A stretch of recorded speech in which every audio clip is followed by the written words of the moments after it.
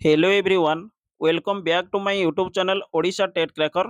तेबे आजिर क्लास रे आमे न्यू जो 5 क्लासिकल लैंग्वेज ऐड होईची सेगुडी को आमे डिस्कस करिवा एवं एहा पूर्वरु जदि आपण देखिबे तेबे क्लासिकल लैंग्वेज रो मान्यता 6टी भाषा को दिया जायतला।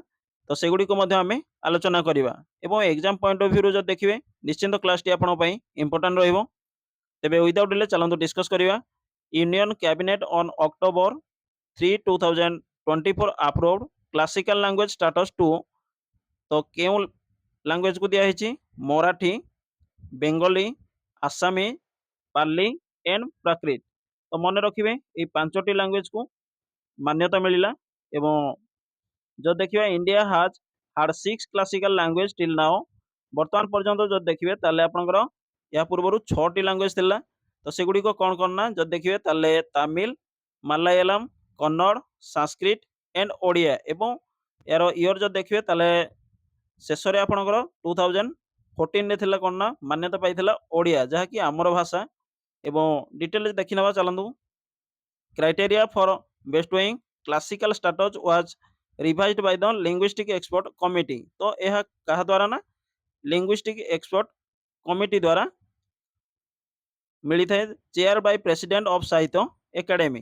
तो साहित्य एकेडमी रो चेयर थिले कि ना by president comprised of representatives of the Union Minister of Home, Culture and 4 or 5 linguistic experts at any given time। तो मोटामोटी भाव आपण मैंने मन रखिए एग्जाम पॉइंट ऑफ व्यू बर्तमान जहाँकि 5टी लैंग्वेज को मिलला क्लासिकल लैंग्वेज मान्यता कौन कौन ना मराठी, बेंगली, आसामी, पाली एंड प्राकृत। देन देखि नबा मे भी आपनकर क्वेश्चन आसीपारे कि यह पूर्व जदि आमे देखिले कि प्रथमे तमिल लैंग्वेज को मिलता जदि इयर देखिए ताले 2004 एवं संस्कृत जहाँकि आपनकर 2005 रे मिलता।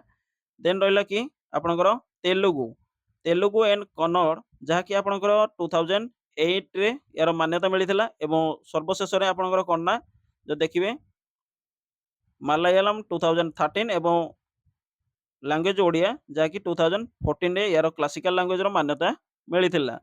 आशा करें निश्चिंत आपको हेल्पफुल हो पारे। तो मन रखिए जो 5टी लैंग्वेज ता सहित बर्तमान जदि आप देखिए सर्वमोट जहाँकि 11 लैंग्वेज पूर्वर थिला 6 लैंग्वेज एवं बर्तमान जो देखिए 5 लैंग्वेज रो मान्यता मिलला। तो मन रखिए एग्जाम पॉइंट ऑफ व्यू निश्चिंत आपको इंपोर्टेंट रहिबो। आशा करें आपको जहाँ मुझे इनफॉरमेशन प्रोवाइड कली निश्चिंत केउंठी ना केउंठी हेल्पफुल हो पारे। Thank you. आपन सहित देखा हो एक क्लास रे। धन्यवाद।